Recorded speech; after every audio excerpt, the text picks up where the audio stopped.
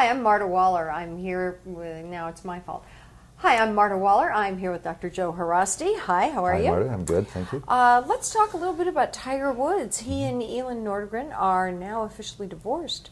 And it occurs to me that with two little children, little babies, and I sort of by-country divorce in some ways, because Elin will be spending part of her time in Sweden.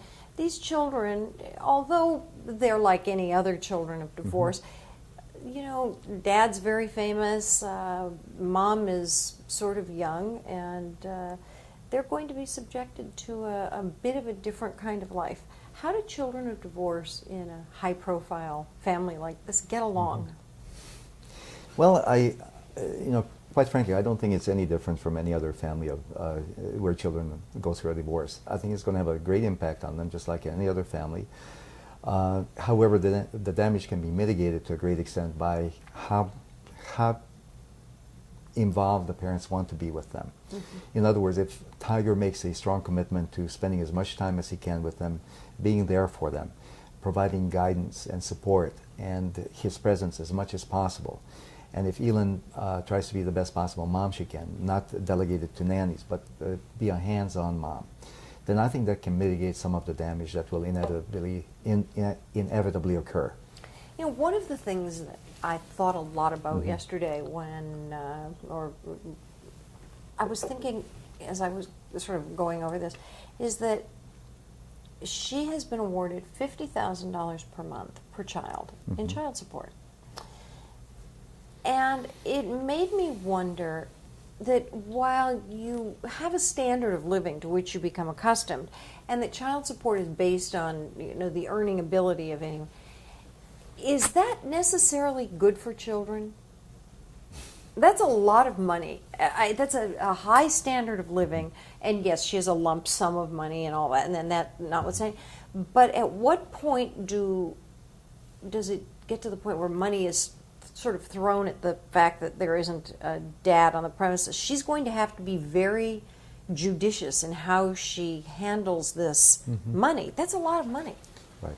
Well, Marta, I think you're aware of the saying, the rich are very different from you and me, or the wealthy or whatever. Right. So I mean, we need to take that into account, that they are really very different from the average person. And to the average person, this seems like a very large amount of money. And it is difficult to imagine how $50,000 can be spent on each child each month. Now, having said that, I think that, you know, Elin is someone who comes from a fairly good family.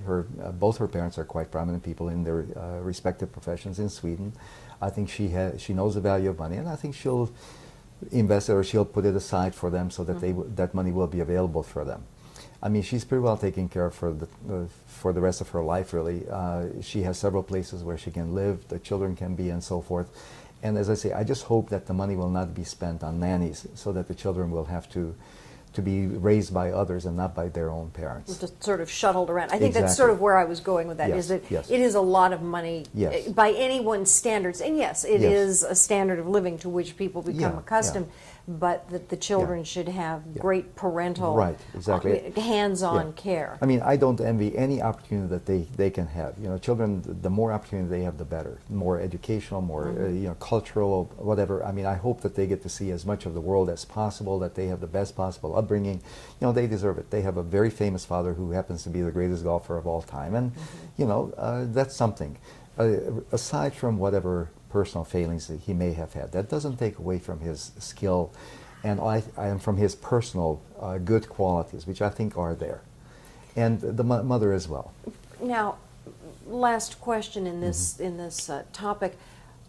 Both are very young and will undoubtedly want to start new relationships and hopefully better relationships.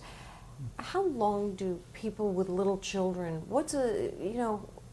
especially because their little daughter is really pretty much old enough to know what's going on or have a clue.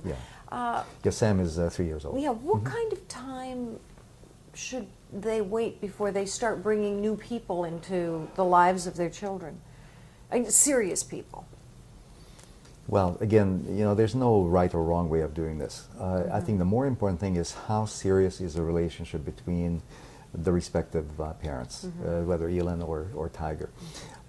If there is a strong relationship that is developing, say, between Elin and whoever she's going to meet, and she feels comfortable with this individual, and she feels that this individual would be a good influence for the children, then I trust her judgment in that. And the same goes for Tiger.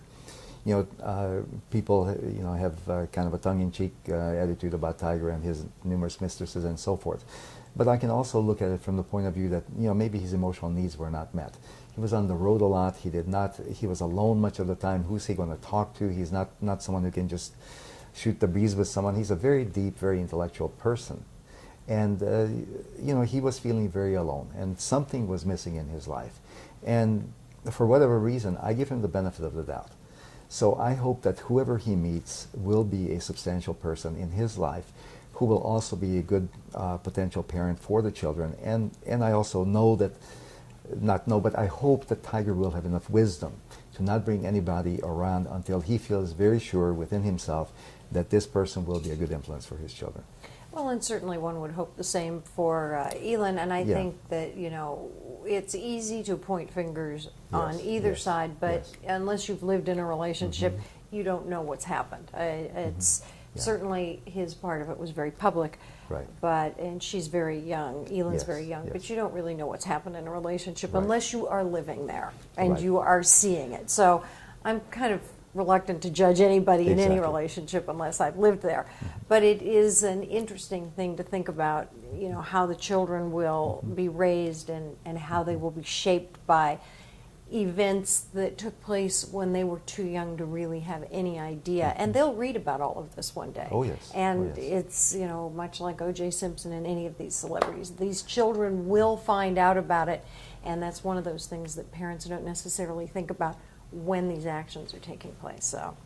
So I, again, as with all of these celebrities we discuss, we'll hear more about it, and I'm sure that we'll be hearing about Tiger Woods because he's in a golf tournament even as we speak. Right. And, well, I just, as we said before when this story first developed, Thanksgiving of 2009, November 20th to be exact, I really wish the best for the Woods family and for those children.